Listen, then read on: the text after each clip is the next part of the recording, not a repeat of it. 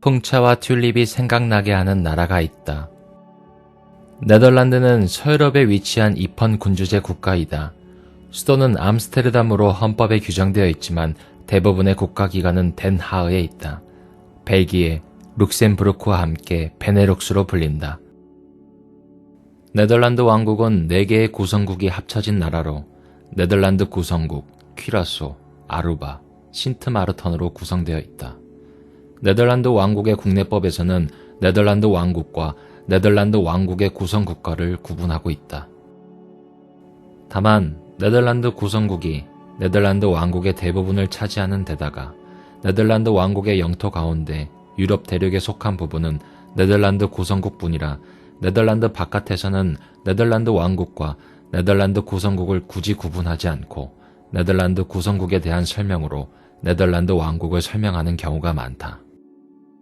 네덜란드는 중심이 되는 중앙국가 또는 특정 거점이 주변을 병합하면서 성장하는 것으로 정립되는 다른 국가의 역사보다는 특정 지역의 처지와 정서가 비슷한 도시들이 따로 살았다가 외부의 위협에 직면하자 도시들끼리 뭉쳐서 국가를 만든 것에 가깝다.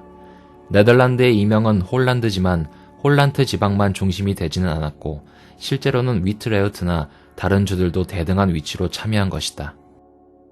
마그나 카르타가 실질적으로 적용된 명예혁명 이후의 영국이나 프랑스 혁명 이후의 프랑스보다 더 빠르게 민주적인 사회에 다가간 국가기도 했는데 공화제와 민주제가 혼합된 정치체제였고 정부와 주 대표와 통치자들도 상공인 출신이었다. 실질적인 권력도 상인들과 지식인들이 장악했다. 그래서 종파주의가 강한 당대 유럽에서 상대적으로는 종교적으로 관용적이었고 정치가 경제보다 우선적으로 설명되는 다른 국가들보다는 경제가 정치를 많이 결정해서 최초의 주식회사였던 동인도 회사를 세웠고 17세기에 세계 최초의 증권거래소를 세울 수 있었다. 전 세계에서 유일하게 순수 공화국에서 군주국으로 정치체제가 바뀐 나라다. 물론 전 근대에도 네덜란드 공화국 말고도 로마 공화국이나 잉글랜드 연방, 베네치아 공화국, 제노바 공화국 같은 공화국들이 몇 개 있었지만 로마는 원래 로마 왕국이었다가 공화국이 되었고 이후 로마 제국으로 바뀌었다. 올리버 크로멜이 세운 잉글랜드 연방은 잉글랜드 왕국의 찰스 1세를 처형하고 세운 공화국이었는데 얼마 못 가 다시 군주국이 되었으며 베네치아 공화국과 제노바 공화국은 후신 없이 멸망했다. 괴뢰국까지 포함하면 프랑스 제1국의 이탈리아도 있다. 본래 켈트족과 게르만족이 살던 땅이었지만 BC 50년경 율리우스 카이사르가 바타비아족을 정벌한 것을 계기로 로마인들이 들어와 속주로 만들었다. 그 때문에 이 당시의 유적이 아직도 남아있다. 이후 로마 말기에 카톨릭이 들어오기 시작했고 프랑크족과 작센 프리시족이 들어와 지배를 시작했다. 8세기에는 카롤루스 대제의 지배를 받았다. 이후 홀란트를 중심으로 상업이 발달하기 시작한다. 카롤루스 대제 사후 베르댕 조약으로 프랑크 왕국이 상분할되었을 때 베네룩스는 장손 로타리우스 1세가 차지해 로타링기아의 일부가 되었다. 로타리우스 사후 서프랑크 왕국과 동프랑크 왕국이 로타링기아를 두고 경합을 벌여 몇 차례 전투가 벌어졌고 880년 최종적으로 동프랑크에 귀속되며 로트링겐으로 불리게 되었다. 그러나 이후에도 이 땅을 노리는 서프랑크와 연합해 변란이 몇 차례 일어났으나 955년 독일 왕국의 오토 1세가 레이펠트 전투에서 승리하면서 완전히 종식되었다. 이후 로트링겐은 독일 왕국을 거쳐 신성 로마 제국의 주축을 이루는 5대 부족 공국 중 하나가 되었다. 레이펠트 전쟁 이후 959년 오토 1세는 로트링겐이 상하로 매우 길쭉한 지형이었기에 북부의 낮은 지대였던 하로트링겐과 남부의 높은 지대였던 상로트링겐으로 구역과 명칭을 분리하였는데 하로트링겐이 저지대 베네룩스로 상로트링겐이 현재의 로렌으로 이어진다. 낮은 지대 지역의 기원이 된 하로트링겐은 가장 변방에 있는 데다가 일찍부터 상공업이 발달하면서 몇몇 유력 세력가들에 의해 빠른 속도로 분할되어 브라반트 공국, 림부르크 공국, 룩셈부르크 공국, 플란데른 백국 등으로 분열되었다. 특히 브라반트 공국은 저지대, 즉 베네룩스 지역에서 가장 큰 세력 중 하나로 지금까지 지명으로 남아있고 바그너의 오페라 로헨그린의 배경이 되는 등 베네룩스 역사에서 비중 있는 역할을 담당했다. 하로트링겐은 12세기에 이미 10여 개의 영주들이 다스리는 지역으로 분열되었고 때마침 제국의 5대 공국 체제를 해체하여 황권을 강화하고자 했던 신성 로마 황제 프리드리히 바르바로사가 1190년 하로트링겐 공국의 해체를 선언함으로써 공식적으로 소멸했다. 다만 상로트링겐 공국은 계속 존속했는데 상로트링겐 공국이 그냥 로트링겐 공국으로 불리게 되면서 로트링겐이라는 지명이 현재의 로렌 지역으로 국한되었다. 중세 후기에 베네룩스에 해당하는 구 하로트링겐 지역은 현재 독일의 라인강 이서 지역의 상당 부분을 포함한 지역이었다. 그런데 한때 신성 로마 황제를 세습할 정도로 막강했던 룩셈부르크 가문이 중세 후기에 단절되면서 룩셈부르크의 영역이 급격히 위축되고 말았다. 그렇지만 룩셈부르크 가문의 황제들은 보헤미아 왕국을 차지한 후 아예 그쪽으로 이주를 해서 본가인 룩셈부르크를 월경지 취급했었다. 언어적으로 네덜란드어는 낮은 지대 지역 독일어의 방언으로 분류되고 특히 중세시대 동부 네덜란드 방언은 독일 북부의 낮은 지대 지역의 독일어와 서로 방언 취급할 정도로 유사했다. 다만 근대 이후 높은 지대 지역 독일어가 독일어의 표준이 되고 수백 년을 거치며 낮은 지대 지역 독일어가 독일에서 사멸하면서 현재와 같이 네덜란드어와 독일어의 차이가 심해졌다. 네덜란드의 상권 장악의 시작은 북해의 청어잡이라고 할 수 있다. 처음에는 이웃 국가들도 청어잡이를 해서 쉽지 않았으나 1358년에 빌럼 베컬스 존이라는 어부가 갓 잡은 청어의 이리를 제외한 내장과 가시를 단칼에 베어낼 수 있는 작은 칼을 만들고 소금물에 절여 통에 보관하는 통절임 방법을 고안해 경쟁 국가들의 청어 상품들을 밀어내고 네덜란드가 많은 부를 얻게 된다. 선상에서 바로 염장된 청어는 1년간 보관이 가능해졌는데 냉장고가 없었던 당시엔 획기적인 물품이었다. 청어잡이 산업이 자금원이 된 이유는 당대 유럽인들의 주요 단백질 공급원이었기 때문이다.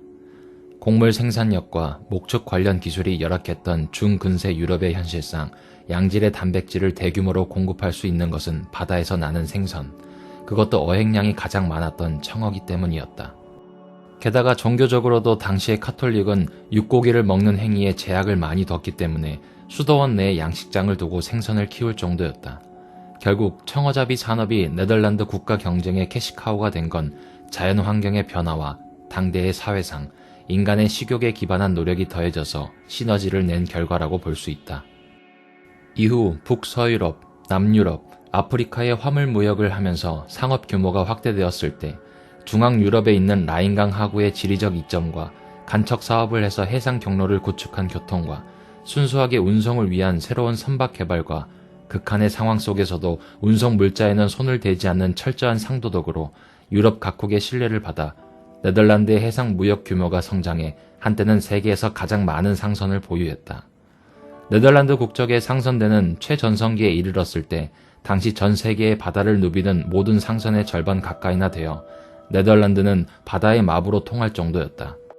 자금이 많아진 상인들은 도시의 기존 관리자였던 귀족들에게서 자치권을 사들인 다음 법을 제정해 귀족의 간섭을 막고 도시의 정치체제를 시민자치제로 전환시켰다.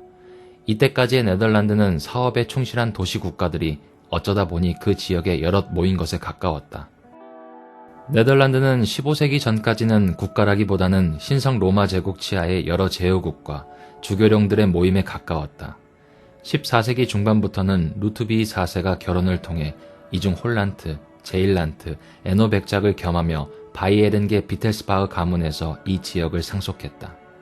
그런데 14세기 프랑스 국왕 장 2세의 아들로서 부르고뉴 공국을 받은 대담공 필리프가 플랑드르의 마르그리트와 결혼하고 플랑드르 땅을 획득하면서 부르고뉴 공국에 의한 저지대 통일 사업이 시작되었다. 15세기에는 대담공의 손자인 설량공 필리프가 이 지역의 제후국을 결혼 상속이나 정복으로 획득하고 비텔스바흐 가문의 자칼린을 무찔러 그의 영지를 모두 빼앗았고 필리프의 손자 용담공 샤를도 정복을 계속해 지금의 베네룩스 일대와 프랑스 동부 지역을 아우르는 큰 국가로 만들었다. 이 부르고뉴국의 일부로서의 저지대를 부르고뉴 네덜란드라 하고 베네룩스가 국가 형태를 갖춘 것은 발루와 부르고뉴 공작들의 공로가 컸다. 샤를은 면목상 존재했던 프랑스와의 주종 관계도 청산하기 위해 합스부르크 가문의 신성 로마 제국 황제, 프리드리히 3세로부터 왕국의 국왕으로 임명받는 대관식을 열기로 했으나 황제가 대관식 장소에 나타나지 않는 바람에 실패로 돌아갔다. 부르고뉴 본토와 저지대를 연결하려는 시도는 샤를 본인이 로트링겐 공국 공략 도중 낭시에서 전사하면서 실패로 돌아갔다. 문제는 샤를이 워낙 갑자기 죽는 바람에 적법한 남자 계승자가 없다는 점이었다. 샤를의 유일한 자식은 딸 마리드 부르고뉴 하나뿐이었는데 마리의 결혼 상태도 아직 정하지 못한 터라 샤를의 전사 소식을 전해들은 프랑스 국왕 루이 11세는 즉각 부르고뉴를 침공해 마리를 헨트성에 유폐시킨 후 자신의 아들인 샤를과 강제로 결혼을 시키려 했지만 마리가 프리드리히 3세의 아들인 막시밀리안에게 도움을 요청했고 막시밀리안은 자금을 빌리고 사비까지 털어서 부르고뉴 원정에 참여하고 헨트에 입성해 마리와 결혼하였다. 분노한 루이 11세는 막시밀리안과 전쟁을 벌였으나 패배해 결국 프랑스 콩테를 제외한 부르고뉴 지방과 저지대의 피카르디는 프랑스가 차지하고 프랑스 콩테와 저지대 지역은 딸 마리가 물려받게 되었다. 이후 부르고뉴 저지대는 막시밀리안과 마리의 장남인 필리프가 오스트리아령 네덜란드를 물려받으면서 합스부르크 가문의 지배가 시작되었다.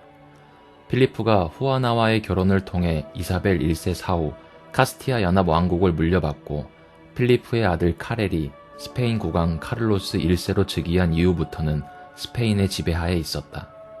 더 정확하게 말하면 카를로스 1세의 경우에는 네덜란드의 지배자가 스페인 국왕을 겸했다고 볼 수도 있다.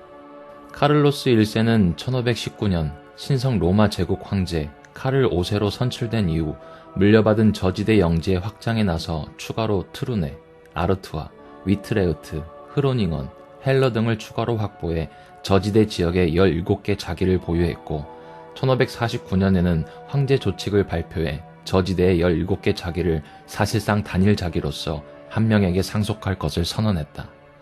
이때부터 저지대의 17개 영지를 하나로 통합한 영토가 공식적으로 생겨났고 카를 5세가 이렇게 만들어진 저지대를 물려주기로 결정한 대상은 장남 펠리페 2세였다. 1556년 카를 5세가 모든 자리에서 물러나 은퇴를 선언한 이후 합스부르크 네덜란드는 카를 5세의 장남이자 스페인 국왕 펠리페 2세에게 상속되었다. 스페인령 네덜란드를 얻은 펠리페 2세는 중앙 집권화에 대해 강한 의욕을 가지고 있었지만 네덜란드 지역사회와 심각한 갈등을 빚으면서 마침내 독립전쟁이 일어났다.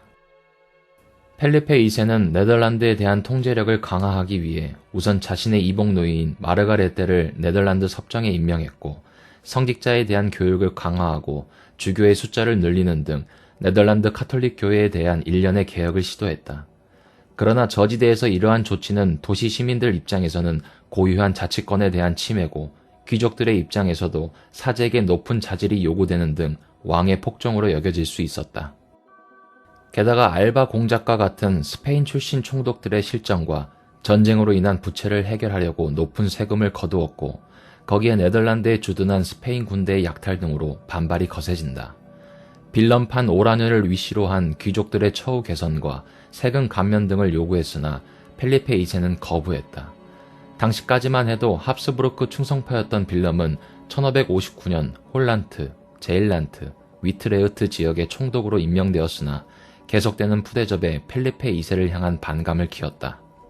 1566년 결국 참다 못한 홀란트, 제일란트, 위트레흐트를 비롯한 북부주들에서 주민들이 폭동을 일으켜 지역의 성당과 성상 등을 파괴하는 성상 파괴 운동을 벌였고 반역으로 간주한 스페인은 대군을 파견해 무자비하게 진압했다. 강경 진압에 항의하는 에흐몬트, 호르너 같은 네덜란드의 유명 귀족들까지 체포되어 사형당하자 빌럼판 오라녀는 아내의 친정인 작센 선제후국으로 도망쳤다가 1568년 군대를 이끌고 네덜란드로 귀환했다. 스페인의 강경 진압에 분노한 네덜란드인들은 빌럼의 지휘하에서 반란을 일으켰고 헤일리 허를레 전투에서 처음으로 스페인군에게 승리를 거두면서 빌럼은 네덜란드의 영웅으로 떠올랐다. 이때를 기점으로 홀란트와 제일란트 일대는 사실상 스페인의 지배가 무력화되었다. 1572년 네덜란드에서는 다시 한번 반란이 일어났고 홀란트, 제일란트, 위트레흐트, 프리슬란트의 4개 주는 연합해 스페인에 맞서 싸우기로 결정했다. 여러 방면의 전선을 동시에 상대해야 하는 데다 1575년 파산으로 인해 전쟁을 수행할 돈이 없던 스페인은 진압군에게 지불할 급료를 충당하기 위해 네덜란드에 높은 세금을 부과하고 네덜란드 각지를 약탈하면서 스페인에게 충성하던 주민들 사이에서도 불만이 쌓이자 1576년 양측은 hen트에서 평화조약을 체결하면서 주민들은 펠리페 2세에게 충성하는 조건으로 종교적인 관용을 보장받았다. 하지만 신대륙에서 들어온 금은으로 곧바로 재정을 확충한 펠리페 2세는 이 조치를 취소하고 독실한 카톨릭 교도이자 강경 진압파였던 알렉산드르 파르네세를 사령관으로 내세운 진압군을 파견했다. 에노, 아르투아 등 남부의 카톨릭 주들은 1579년 hen트 평화조약을 파기한 후 아라스 동맹을 결성해 스페인에 충성할 것을 결의했다. 아라스 동맹에 대항해 홀란트, 제일란트, 위트레흐트, 흐로닝언의 4개 주는 위트레흐트에서 위트레흐트 동맹을 결성해 스페인과 아라스 동맹에 대항할 것을 결의했다. 얼마 지나지 않아 브라반트, 플란데른 등 6개 주가 추가로 동맹에 참가해 총 10개 주가 스페인에 대항하게 되었다. 당시에는 일부 사례를 제외하면 어느 국가든 왕을 세우는 것이 당연한 일이었고 위트레흐트 동맹의 네덜란드 역시 그랬다. 처음에는 잉글랜드의 여왕 엘리자베스 1세에게 나라를 맡기고자 했으나 엘리자베스는 회의적이었고 엘리자베스의 대안으로 네덜란드는 앙조 공작, 프랑스와를 국왕으로 추대했다. 프랑스와는 국왕 추대를 수락하는 조건으로 네덜란드가 스페인에게서 완전 독립을 선언할 것을 요구했고 어차피 스페인에 충성할 생각이 없던 네덜란드는 1581년 7월 26일 헤이그에서 국가 원수 빌럼팜 오라녀가 주축이 되어 네덜란드 지역의 종교적 자유를 선언하고 스페인으로부터 독립을 선언했다. 하지만 카톨릭 신자인 프랑스와를 국왕으로 추대한다는 것에 반대의 움직임이 거셌던 데다가 스페인군 사령관 알렉산드르 파르네세의 맹공으로 인해 네덜란드 측이 크게 밀려서 플란데런과 브라반트 절반을 빼앗기고 수도였던 안트베르펜까지 함락당하자 국왕 프랑스와는 네덜란드를 떠났고 지도자였던 빌럼은 1584년 카톨릭 신자에게 암살당하고 말았다. 위기에 몰린 네덜란드는 다시 한번 엘리자베스를 국왕으로 추대하려 했지만 네덜란드 측이 제의한 7개 주 총독이라는 직함이 마음에 들지 않았던 엘리자베스는 네덜란드에 대한 지원만 해줬을 뿐 국왕 추대는 거절했다. 결국 어쩔 수 없이 네덜란드는 국왕이 존재하는 왕국이 아니라 국가 원수가 다스리는 공화국 체제가 되었다. 1587년 빌럼의 둘째 아들 마우리츠 판 나사우가 20세의 나이로 군사령관 직책에 올라 네덜란드의 지도자가 되면서 네덜란드 7개 주 연방공화국이 출범하게 되었다. 그러나 실상은 말로만 공화국이지 빌럼의 가문이 지속적으로 국가 원수직을 겸하고 주마다 세습직 관리자가 존재했다. 마우리츠가 지도자가 될 당시의 네덜란드는 스페인군의 공세로 고작 홀란트, 제일란트, 위트레흐트, 프리슬란트의 4개 주만 남아있는 상태였다. 마우리츠는 스페인이 잉글랜드와 프랑스와의 전쟁에 정신이 팔려 네덜란드에 제대로 신경 쓰지 못하는 사이 차근차근 영토를 되찾기 시작했다. 마우리츠의 노력으로 네덜란드는 스페인에게서 빼앗긴 헬러, 흐로닝언, 오버레이설의 3개 주와 브라반트의 절반을 되찾았다. 이때 오랜 전쟁으로 인해 안트베르펜을 중심으로 한 플란데런 일대에 비해서 암스테르담을 중심으로 한 홀란트 지역의 산업이 번성하기 시작했다. 이에 따라 네덜란드는 스페인의 지배하에 남아있는 남부 지역을 되찾아야 하는가에 대해 회의감을 가지게 되었고 1600년 플란데런을 마지막으로 공격해본 후 남부 지역에 대한 공세를 사실상 포기했다. 이렇게 해서 네덜란드는 림비르흐 일대를 제외하면 현재의 국경을 가지게 되었다. 계속되는 전쟁에 스페인은 작은 부담이 막중했고 네덜란드 역시 전쟁에 지쳤기는 마찬가지라 1609년 안트베르펜에서 양국은 12년간의 휴전 조약을 체결했다. 네덜란드 지역은 스페인령 지역에 비해서 인구가 많이 늘어나 이 당시였던 1609년에 네덜란드 지역의 인구는 150만 명이었고 스페인령 지역의 인구는 160만 명으로 비슷한 수준이 되었다. 같은 시기였던 1609년 네덜란드의 실질적인 수도였던 암스테르담의 인구는 7만 명으로 크게 증가해 저지대 전체에서 가장 규모가 큰 도시가 되었다. 12년의 평화 기간 동안 네덜란드는 전 세계에 식민지를 건설하는 등 빠르게 발전했다. 12년의 휴전이 끝난 1621년 양국은 다시 전쟁을 재개했으나 스페인과 대조적으로 네덜란드의 산업은 발전하고 있었고, 스페인은 30년 전쟁으로 인해 위그너 전쟁의 혼란을 끝내고 부활을 선언한 프랑스와도 전쟁을 치러야 할 상황이었다. 결국 1648년 베스트팔렌 조약으로 북부 7개 주와 브라반트의 절반은 네덜란드 공화국으로서 공식적으로 독립을 인정받았다. 합쳐서 80년 동안 강력한 국가였던 스페인과의 전쟁 끝에 얻어낸 독립이었다. 하지만 네덜란드 공화국은 남부 네덜란드에 대한 영유권을 포기해야 했고, 이것을 계기로 독립국을 세운 네덜란드 북부와 스페인의 지배가 유지된 벨기에와 룩셈부르크가 있는 남부로 나뉘게 되었다. 한편 종교적으로 불관용적이었던 스페인을 비롯한 유럽 각지에서 살던 유대인과 이슬람 계열의 주민들이 종교재판소 등에 의해 이교도로 몰려 재산을 빼앗기고 학살당하는 등 핍박을 당하자 그나마 자유로운 분위기의 네덜란드로 이주했다. 이들에게는 네덜란드인들이 종파주의를 한 발 물러나게 할 정도의 기술과 역량이 있었다. 특히 유대인들은 오랜 기간 대부업을 해서 귀금속 가공 기술과 금융업에 대한 역량이 높았고, 이것이 네덜란드 해운업 발전과 맞물려 무역업을 크게 발전시켰다. 다만 이런 네덜란드도 독립 이후에는 종교적으로 굉장히 억압적이었다. 종교의 자유란 개신교 신자의 자유일 뿐이었고, 카톨릭 신자에게는 종교의 자유가 없었다. 카톨릭은 1581년에 공식적으로 금지되었고, 1848년의 네덜란드 헌법에 근대적 의미의 종교적 자유가 명시되어 카톨릭이 해금된 것은 1853년부터다. 물론 카톨릭 신자들이 다수이던 시절에도 네덜란드는 개신교에 비교적 관대한 지역이었고, 따라서 장기간에 걸쳐 개신교화가 진행된 이후에도 비록 완벽하게 개인의 종교의 자유를 허용하지는 않았지만, 네덜란드 사회에는 카톨릭 공동체와 유대교 공동체 등의 존재가 사회적으로는 묵인되어 있어 당대 유럽의 종파주의 국가들보다는 그나마 관대한 지역이었다고 할 수 있다. 16세기 네덜란드에서는 압도적으로 카톨릭 교세가 강했다.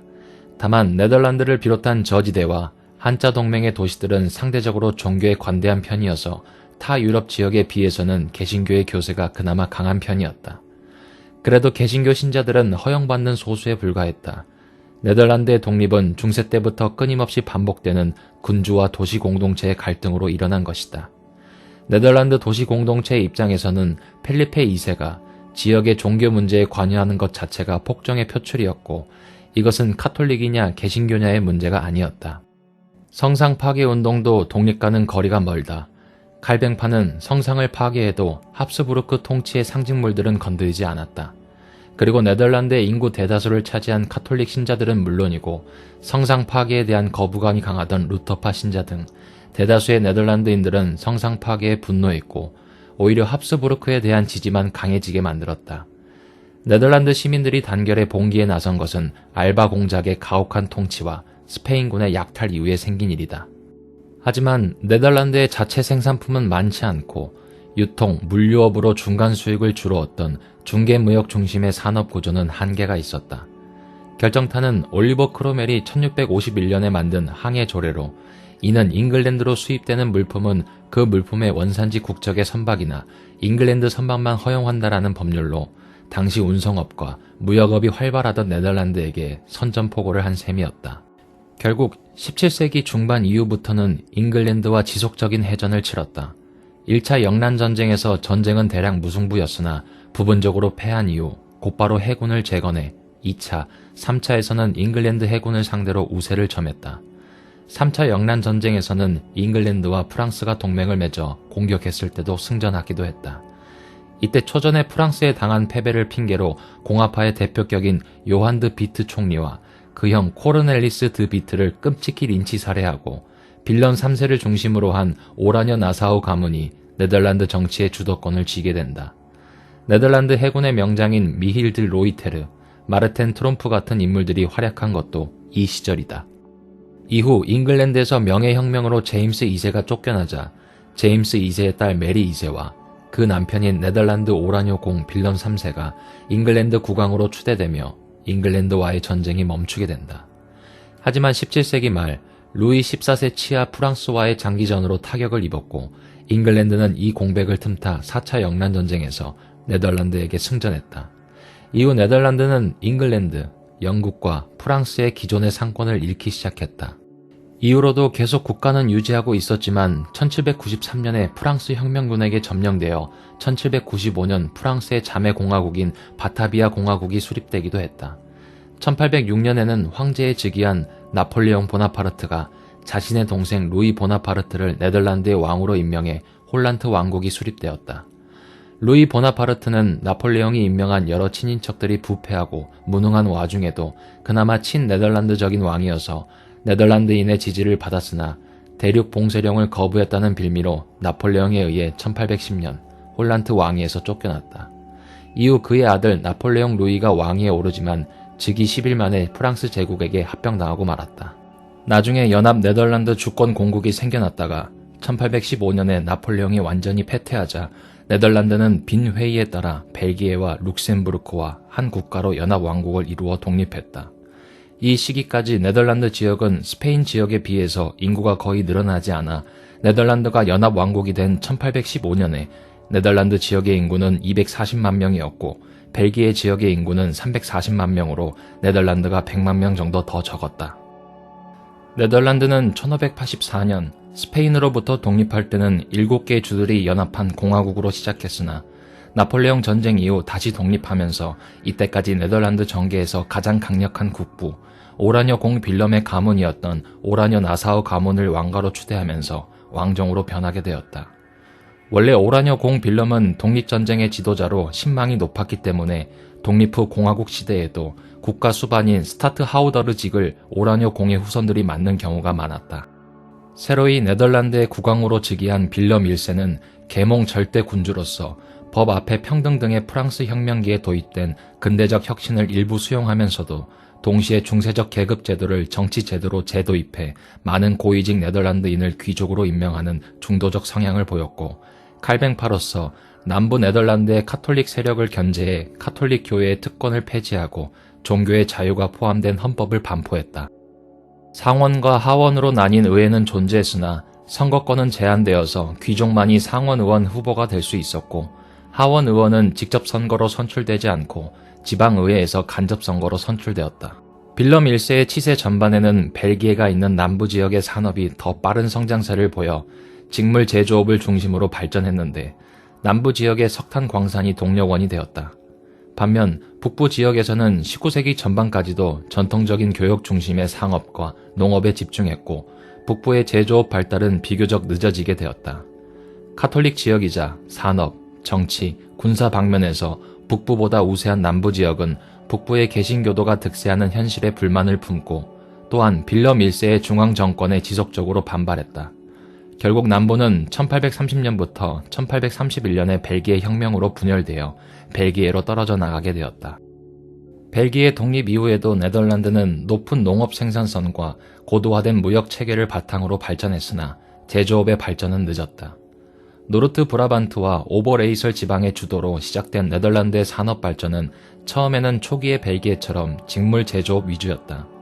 점차 네덜란드의 산업 발전이 심화되면서 네덜란드의 타 지방에도 영향을 끼쳤고 예를 들어 1872년에 선박역 신운하가 완공된 로테르담은 19세기 후반 중요 제조업 지역이자 북해 해운의 요충지로서 급속한 산업 발전과 번영을 누렸다.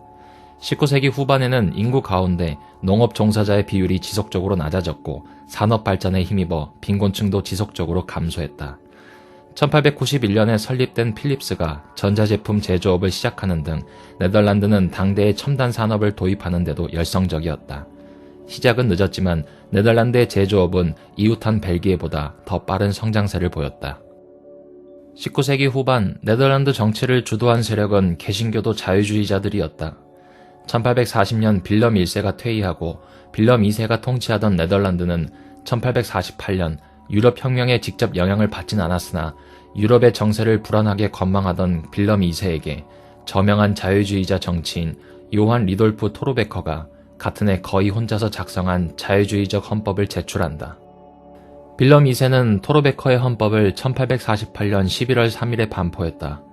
토르베커의 헌법은 왕권을 대폭 축소하고 의회에게 종래보다 훨씬 큰 권한을 부여하고 종전보다 더욱 광범위한 자유권을 보장했다. 이 시점부터 네덜란드 의회의 하원 의원이 네덜란드 남성 시민의 직접 선거로 선출되기 시작했다. 최초의 하원 총선거가 1848년 11월 30일과 12월 4일에 치러졌고 자유주의자들은 보수주의자들에 대해 압승을 거두었다. 하원 68석 가운데 19석이 레이던에서 당선된 토르베커 본인을 포함하여 토르베커 주의자가 되었고 37석은 보다 중도적인 자유주의자가 차지했다. 1849년 즉위한 빌럼 3세는 불만이 없진 않았지만 엄청난 정치적 영향력을 가진 토르베커를 총리로 임명했다. 이후 네덜란드는 평화적으로 의원 내각제 입헌 군주정이 되었다. 이어진 1850년 선거는 자유주의자들이 재차 승리를 거두었으나 바티칸의 네덜란드 카톨릭 교구 재설치를 둘러싼 문제로 개신교도들이 폭동을 일으켰고 중도파가 이탈함으로써 1853년 총선에서 보수주의자들이 승리하고 토르베커 내각은 실각하게 된다. 그러나 이어 집권한 보수주의자들도 유연한 태도를 취해 전 정권의 자유주의적 개혁을 취소하지 않고 헌정을 인정했다. 이로써 자유주의자와 보수주의자의 평화적 대립이라는 기본적인 19세기 후반의 정치적 구도가 정착되었다. 토르베커는 1849년부터 1853년, 1862년부터 1866년, 1871년부터 1872년 세 차례에 걸쳐 총리로 봉직했고 총리가 아닐 때는 하원 의원으로 의회에서 자유주의자들의 구심점 역할을 했다가 1872년 6월 4일 총리직 수행 중에 사망했다. 19세기 후반의 네덜란드에서는 자유주의자가 고전적 자유주의자와 보수적 자유주의자로 나뉘고 보수주의자가 전통적 보수파, 카톨릭 세력, 개신교 온건 보수파로 나뉘어 연대를 거듭하는 의회 정치가 이어졌는데 1850년대를 제외하면 대체로 자유주의 세력이 득세했다. 특히 1868년부터 1901년의 약 30년에 이르는 시기에는 1874년부터 1877년, 1888년부터 1891년의 짧은 예외를 제외하면 자유주의 세력이 연속해서 집권하는 자유주의 시대가 이어졌다. 1890년에는 빌런 3세가 사망하고 딸 빌헬미나 여왕이 즉위했는데 빌헬미나 여왕은 살리카법에 따라 빌럼 3세까지 네덜란드 국왕이 겸하던 룩셈부르크 대공위를 상속받지 못해 이때부터 네덜란드, 룩셈부르크 연합왕국이 해소되고 각자의 길을 가게 되었다. 정치 안정과 지속적인 산업 성장에 힘입어 19세기 후반의 네덜란드는 문화적으로도 번성했다. 미술에서는 프랑스 바르비종 화파의 영향을 받은 덴 하흐 화파가 등장해 사실주의 회화가 시대를 풍미했다. 빈센트 반 고흐도 덴 하흐 화파로 분류되진 않지만 이 시대의 인물이고 덴 하흐의 미술적 풍토에서 많은 영향을 받았다. 문학에서는 암스테르담에서 80년대 세대가 등장했고 과학에서는 물리학과 생물학에서 당대의 선도적인 학자 요하네스 디데릭 판데르 발스, 핸드릭 로런츠, 휘허 더 프리스 등이 배출되었다. 20세기 초의 네덜란드 정치에서는 종래의 자유주의, 보수주의 대립이 이어지는 듯 보였으나 1894년부터 새로운 세력으로 등장한 사회주의자들이 의회 정치에서 새로운 변수가 되기 시작했다. 1909년의 선거에서는 사회주의 세력의 사회민주노동자당, 줄여서 3인당이 자유주의 세력의 지지 기반을 대거 잠식해 개신교 온건 보수파들의 반혁명당이 제1당이 되었다. 1913년 선거에서 3인당은 25석의 카톨릭당, 20석의 자유연합당 다음으로 17석을 확보해 제3당이 되었고 제4당인 11석의 반혁명당, 고전적 자유주의자들의 정당인 10석을 확보한 제5당, 자유당과 본격적인 다당제 구도를 형성했다. 당시 네덜란드의 인구는 620만 명으로 증가해 있었다. 이 구도는 1917년의 총선에서도 그대로 유지되었는데 이 시기에 자유주의, 사회주의, 기독교 보수주의 세력 간에 1917년에 타협이 이루어졌다. 1917년의 타협으로 네덜란드 의회 정치는 혁명적 변화를 겪었다. 우선 남성 시민의 완전한 보통 선거권이 보장되었고 여성의 피선거권도 보장되어 1917년에 3인당에서 최초의 여성 하원 의원으로 시저 흐르네베흐가 선출되었고 정당 명부식 비례대표제가 모든 의석에 적용되었고 의무투표제도 시행되었다. 또한 70여 년간 지속적인 정치 논쟁의 대상이 된 공립학교에 대한 국가의 재정 지원 문제도 1917년의 타협으로 공립과 사립을 구분하지 않고 모든 학교에 국가가 재정 지원을 하게 됨으로써 일단락되었다. 여성의 보통 선거권은 1919년에 의회 승인을 거쳐 보장되었다. 남성 보통 선거와 의무 투표제로 인해 다음해 시행된 1918년 총선부터는 선거 참여자 수가 6배 가까이 급증했는데 이 시기부터 역사적 자유주의자들의 몰락과 보수파의 득세가 일어났다. 자유연합당과 자유당의 의석은 1917년 총선에서 31석이었으나 1918년 총선에서는 10석으로 격감했고 제2당 3인당이 22석으로 대폭 늘긴 했지만 보수파 거대 양당인 30석의 제1당 가톨릭당과 13석인 제3당 반혁명당의 위세를 꺾긴 힘들었다. 뒤이어 개신교계 중도 우파 정당인 기독역사연합이 7석으로 제4당을 차지했고 자유연합은 6석으로 제5당이 되었다.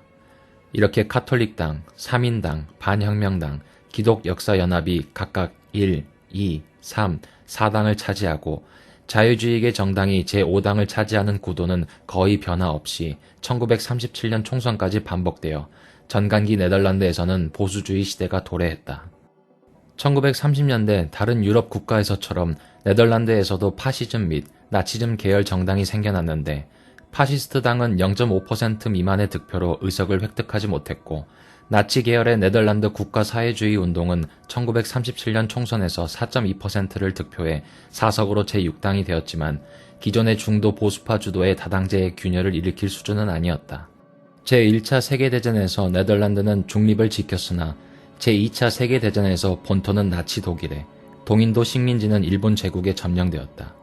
아르투어 자이스 잉크바르트가 국가판무관으로 임명되어 20만 명 이상의 네덜란드인들을 학살했다. 그렇기는 했어도 네덜란드에서 상황이 끝난 시기였던 1949년에 네덜란드의 인구는 1010만 명으로 여전히 많이 증가하고 있었다.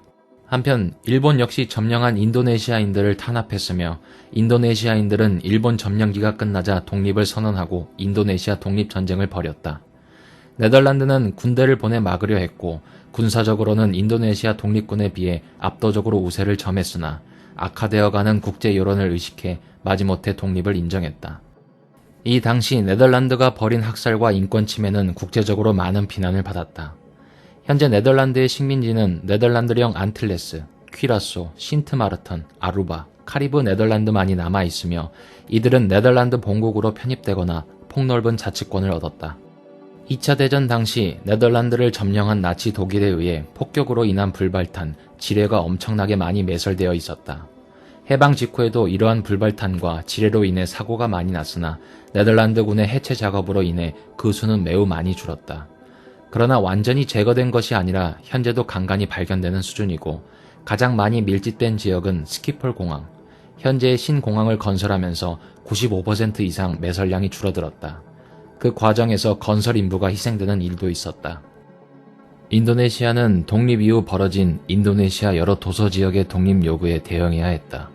말루크 제도 남부 같은 경우에는 개신교도 인구가 많았는데 1950년대 독립을 요구하다가 인도네시아에 가혹하게 탄압받았다. 결국 말루크인이 수만 명이나 네덜란드로 이주해야 했고 그 여파로 말루크 독립파들이 네덜란드에 있는 인도네시아 대사관에 테러를 가하거나 인도네시아 정계 요인을 공격하고 1977년에는 네덜란드 열차를 납치해 말루크 독립운동과 석방을 요구하는 등 네덜란드도 덩달아 당하는 것이 많았다. 제2차 세계대전 이후에는 구 3인당을 중심으로 좌파 자유주의자와 진보적 기독교 민주주의자들이 합세해 노동당이 창당되었다. 전후 재건기에 빌럼 드레이스가 이끄는 노동당은 기독역사연합, 가톨릭인민당, 과거 중도 우파 온건 자유주의였던 보수 자유주의 계열 신당인 자유민주인민당과 연정을 이루어 1948년부터 1951년까지 집권에 성공했다. 드레이스 내각은 노동당의 인기와 선거 선전으로 1952년과 1956년 총선에서 노동당이 제1당이 된 것에 힘입어 연정 파트너였던 자유민주인민당을 빼고 반혁명당을 넣어 사자연정으로 연이어 장기 집권에 성공해 1948년부터 1958년까지 드레이스 시대가 이어졌다. 이후에는 가톨릭당, 반혁명당, 기독역사연합의 3당 합당으로 기독민주애원당이 1973년 선거연합으로 창당 및 1980년 합당함으로써 중도 우파 기독교민주당, 중도 좌파 노동당, 중도 우파 자유민주인민당 3당 구도가 정착되었다. 드레이스 시대 이후의 네덜란드 의회 정치는 기독교 보수파가 주도해 1973년부터 1977년의 노동당 집권기를 제외하면 1958년부터 1994년까지 기독교 민주당 계열이 집권했다. 1994년 빌럼 콕이 이끄는 노동당이 오랜만에 집권에 성공했고 마침 유행하던 제3의 길에 편승해 2002년까지 드레이스 시대 이래 최초로 노동당 장기 집권을 이루어냈다. 이후 2002년부터 2010년에 얀 페터르 발케넨더의 기독교 민주당이 집권하고 나서는 마르크 리터의 자유민주인민당 정권이 현재까지 이어지고 있다. 2017년 총선에서는 극우 성향 자유당이 원내 2당으로 성장했고 냉전 시대부터 네덜란드 정계를 주름잡던 진보 진영의 노동당이 38석에서 9석으로 폭락했으며 그 노동당을 대신해 모로콕의 아버지와 인도네시아계 어머니를 둔 예시 클라버 서기장이 이끄는 녹색 좌파당이 14석, 노동당의 주니어 파트너에 만족하던 민주66당이 19석으로 대거 약진하면서 노동당 없는 새로운 좌우 합작 연정이 출범했다. 2017년 3월 17일 투표 이후 무정부 상태가 장기화되었다가 자유민주인민당, 기독교민주당, 중도 성향의 민주66당, 기독교연합당의 4당 체제로 합의했다. 2021년 총선에서는 의회 정치가 시작된 1848년, 비례대표제가 시작된 1918년 이래 원내 정당이 17개나 들어가는 기록을 세웠다. 네덜란드의 국기는 가로형이고 빨강, 하양, 파랑의 3색으로 오라뇨 나사우 왕조의 문장 색깔에서 따왔다. 스페인 지배 시절 전쟁을 하면서 오라뇨의 빌럼공이 처음으로 사용했는데 이때는 주황, 하양, 파랑의 3색으로 된 국기였다. 네덜란드 국기가 주황에서 빨강으로 바뀌었는지는 명확하게 설명하기 어렵다. 네덜란드 관광청에 따르면 1654년 잉글랜드 네덜란드 방위 협정에 의해 오라뇨 나사우 가문이 네덜란드의 국가 원수가 되는 것을 금지했기 때문이라는 설이 유력하다고 보고 있다. 이외의 가설은 주황이 빨강으로 변색되면서 1630년에 주황에서 빨강으로 바뀌었다는 정도가 있다. 지금도 주황은 네덜란드를 상징하는 색깔로 자주 사용된다. 같은 저지대 국가인 룩셈부르크의 국기는 끝부분의 파랑이 하늘색으로 사용되는 것을 제외하고는 네덜란드의 국기와 비슷해 보였다. 그래서 네덜란드의 국기는 룩셈부르크의 국기와 구분하기 위해서 하늘색 계통의 파랑은 사용하지 않는다. 네덜란드의 언어는 네덜란드어가 공용어다. 림비르흐어와 같은 언어는 지역 방언으로 분리한다. 네덜란드어는 지역 간 방언차가 꽤나 심한 편이다. 주요 외국어는 영어, 프랑스어, 독일어다. 네덜란드 정부는 국민들에게 영어와 외국어 공부를 열심히 하도록 권장한다. 네덜란드는 교육 전체가 상당히 발달한 서유럽, 북유럽 국가들 중에서도 언어 교육에 대한 관심과 투자가 매우 많은 국가이다. 영어, 스페인어, 프랑스어, 중국어처럼 세계적으로 쓰이는 언어나 같은 유럽 국가의 언어인 독일어, 이탈리아어, 포르투갈어, 러시아어 등은 당연하고 뿐만 아니라 아랍어, 일본어, 한국어, 인도네시아어, 힌디어, 태국어, 베트남어, 몽골어 등 가리지 않고 대량의 외국어 교육 서적들을 네덜란드어로 발간해 원하는 외국어가 있으면 일반인들이 언제든 스스로 쉽게 공부할 기회를 다른 국가보다 많이 제공한다. 이 정도로 교육부가 외국어 공교육을 범국제적 외국어 이외에도 대량으로 유치하는 나라는 전 세계에서 네덜란드뿐이다. 언어별로 단어 서적, 문법 서적, 회화 서적이 다 있다. 국가 산업이라서인지 서적의 가격도 싸기 때문에 네덜란드인들은 평범한 사람들 중 특별히 해외에 자주 나가는 직업이 아니어도 취미로 외국어 공부를 하는 경우가 많다. 영어 구사 능력은 유럽에서 덴마크, 핀란드, 노르웨이, 스웨덴, 독일 등의 국가들과 함께 비영어권 국가 중에서 최상위권에 위치하고 있다. 유럽연합 국가들 중에서는 영어권인 아일랜드를 빼면 제2 언어로는 영어 구사율이 90%로 가장 높은 축에 속한다. 스웨덴의 사설 교육기관인 EF의 영어 능력 평가 지수 EF-EPI에 의하면 네덜란드의 영어 능력은 스웨덴과 1, 2위를 다툴 정도라고 한다.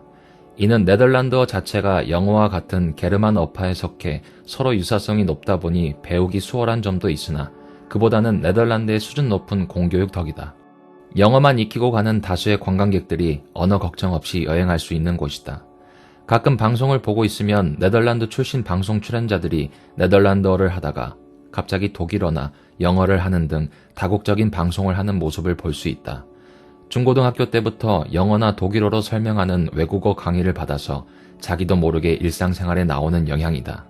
영어 회화 교육도 세계 최고 수준으로 초등교육 때부터 영어를 가르치는 것은 기본인데 최소한 중학교 이후부터는 성적 수준과 무관하게 영어 수업 시간에는 모든 학생이 무조건 영어만 써야 할 만큼 많이 가르친다.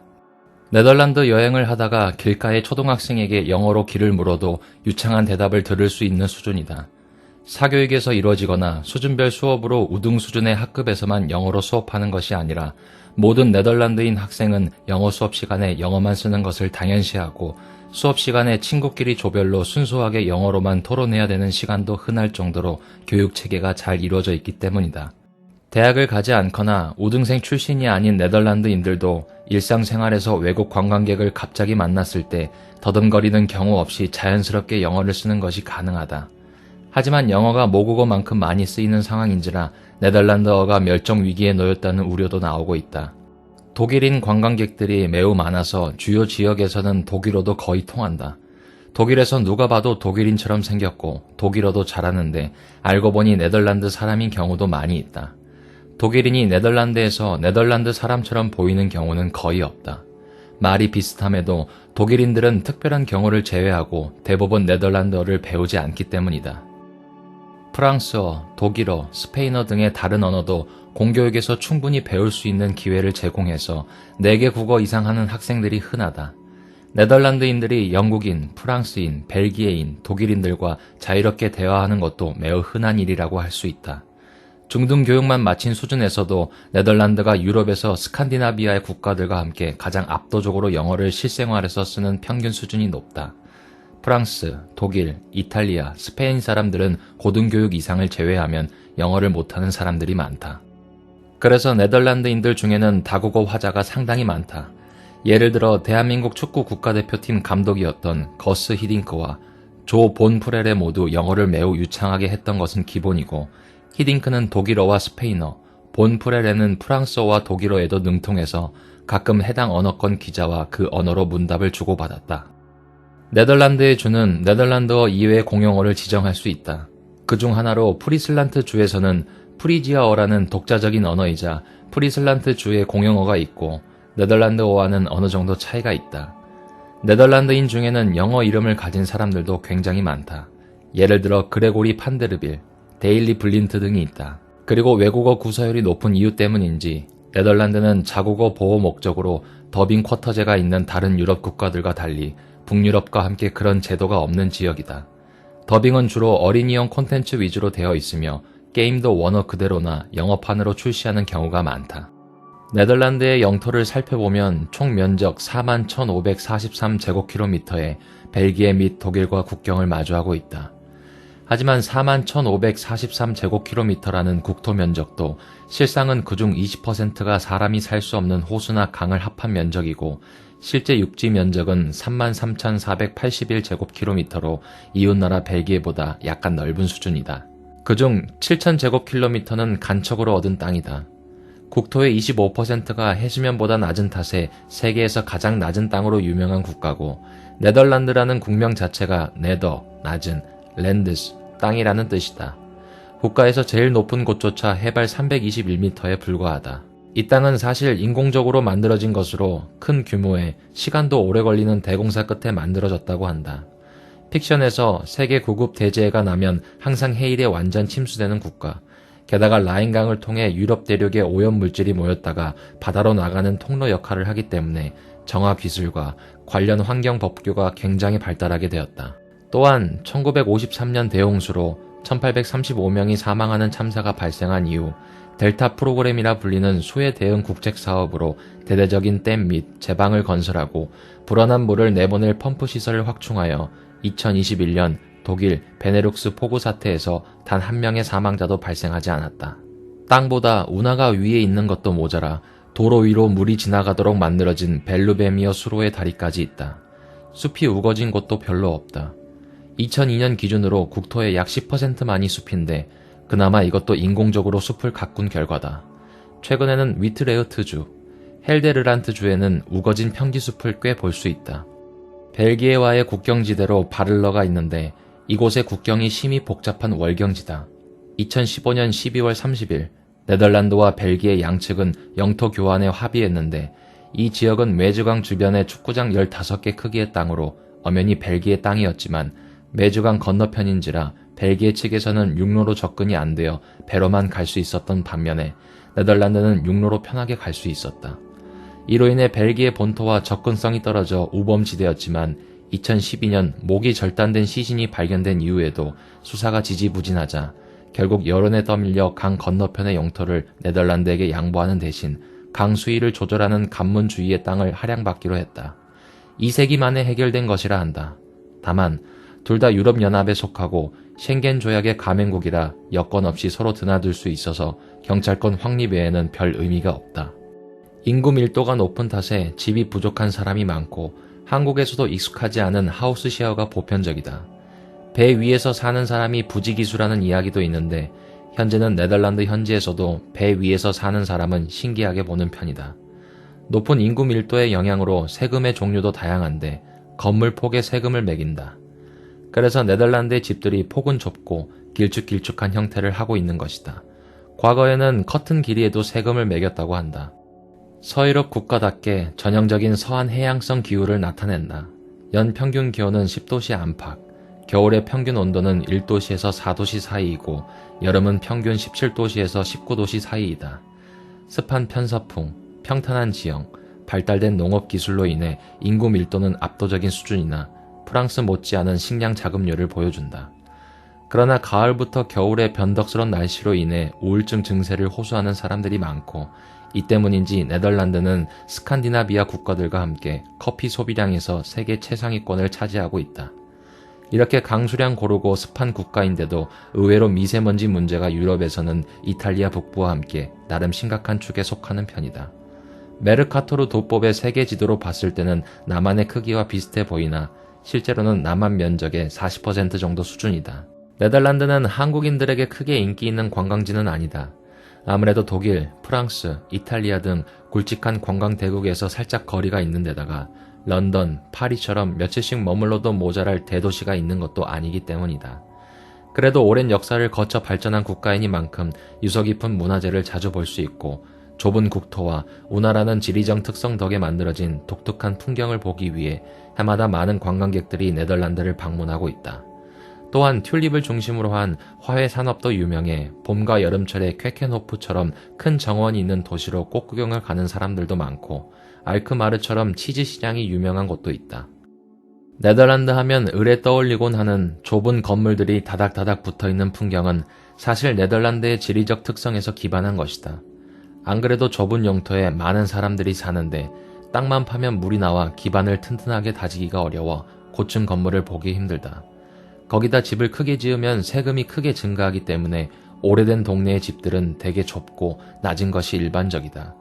거기에 영토의 대부분이 간척지나 목초지라서 그런지 목조보다는 벽돌 건물이 흔하고 농촌 가옥조차 벽돌로 지어져 있다. 그나마 로테르담이나 헤이그 같은 대도시나 지대가 좀 높은 벨기에, 독일 국경 지역에 가면 드문드문 고층 건물과 목조 건물을 볼 수 있다. 국토 전반에 평지가 많기 때문에 영토가 좁음에도 단독주택이나 타운하우스가 일반적이고 개발이 잘 되어 있다.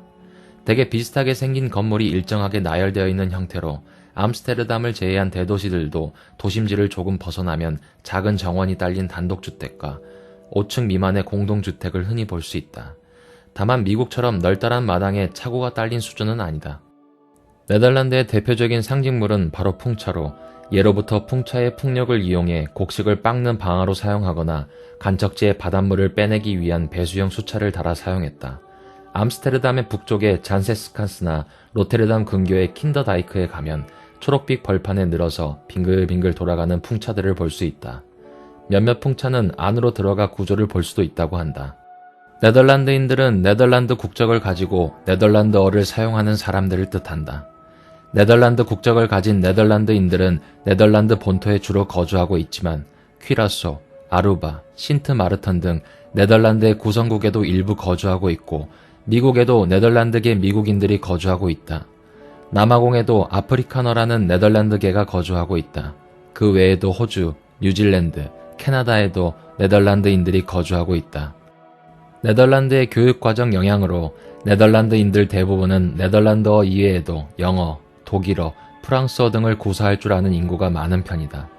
대부분 종교가 없으나 문화적으로 개신교 색채가 강하며 일부 지역에서는 실제 개신교 신앙이 유지되기도 한다. 남부지방은 카톨릭 신자가 많다.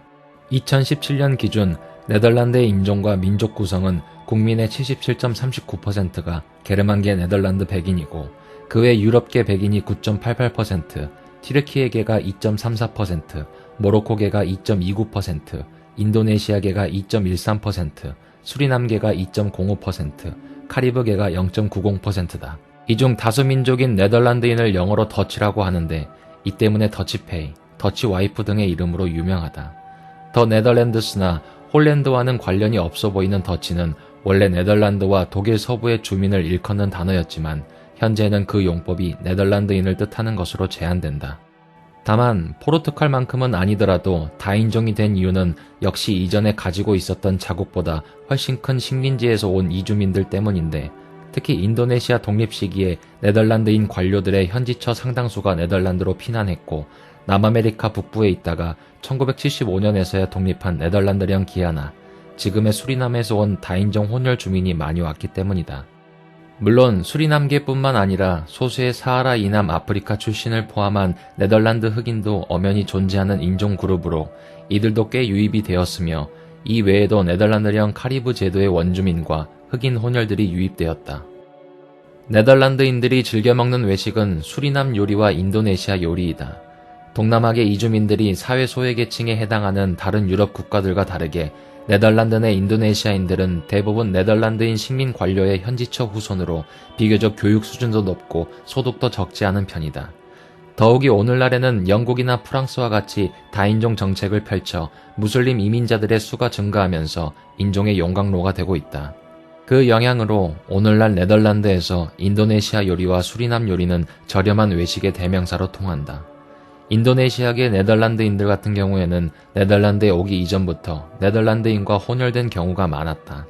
수리남계 네덜란드인들의 경우는 남인도인, 인도네시아인, 흑인 및 아메리카 원주민과 중국인 사이의 복합적인 혼혈의 결과로 얼핏 보면 흑인 같지만 피부색을 제외하면 인종 구분이 힘든 사람들이 많다. 네덜란드 축구 국가대표팀을 생각하면 이해가 빠르다. 물론 수리남을 포함한 네덜란드 흑인 인구 규모도 어느 정도 있는 편이다. 오늘날에는 튀르키예와 중동에서 많은 이민자들이 유입되고 있다. 네덜란드인은 네덜란드 국적을 가진 현지인과 해외에서 들어온 이민자와 그 후손으로 나누어지는데 이민자와 그 후손은 원칙적으로는 모든 이민자와 그 후손을 의미하지만 일반적으로는 비유럽계 이민자와 그 후손을 의미한다. 그래서 일부 네덜란드인들은 이 단어가 차별적인 느낌이 있어서 쓰지 말아야 한다는 주장을 하기도 하고 네덜란드 정부에서도 이런 구분을 없애는 것을 검토한 적이 있다. 일반적인 국민성을 단적으로 요약하면 솔직하고 단도직입적이며 개인과 공동체를 칼같이 구분한다. 이는 과거부터 해운업에 종사하는 사람들이 많았던 네덜란드의 역사에서 비롯되었는데 한국에서도 해안가 지역 사람들이 그러하듯 뱃사람들의 어법을 물려받아 군말이나 꾸민말을 거의 하지 않고 전달하고 싶은 뜻만 정면으로 전달한다. 마찬가지로 감정도 숨기지 않으므로 사실 기분이 나쁜데 애써 웃는 것과 같은 행동을 하지 않는다. 이 때문에 예절 어법이 많이 발달된 국가 출신이 네덜란드에서 일하게 되면 사람들이 버릇없다고 받아들이기 쉬운데 도리어 성향이 잘 맞는 경우에는 비유나 돌려 말하기를 하지 않고 필요한 것은 바로 이야기해주니 적응하기 쉽다고 생각하는 경우도 많다. 또한 개인주의가 잘 정착하여 회사나 학교 등에서의 정해진 활동 시간이 끝났거나 휴가, 방학 중이면 개인 활동을 적극적으로 보장해준다. 한국처럼 퇴근했거나 휴가 중인데 일 문제로 연락한다거나 하는 일은 어지간히 중대한 사항이 아니면 없다. 아예 개인 휴대전화 외에 업무용 휴대전화를 따로 지급하고 주말 및 휴가 중에는 꺼놓을 수 있도록 해주는 직장도 꽤 많다. 여느 서구권 국가가 그렇듯 직장 내 위계 질서 역시 엄격하지 않으며 상사를 직위 대신 이름으로 직접 부르는 것이 일반적이다. 친분이 별로 없는 사이에는 일에 관한 것이 아니면 정말 무관심하다고 생각될 정도로 서로 건드리지 않는데 실은 관심이 없다기보다는 각자 무언가 할 게 있겠지 라는 생각으로 서로 방해하지 않는 것에 가깝다. 반대로 친분이 두텁거나 가족이라면 퇴근하자마자 파티하러 가는 수준으로 노는 것을 굉장히 좋아하는데 다른 사람의 집을 방문할 때는 반드시 시간 여유를 두고 미리 알려주는 것이 예절이다.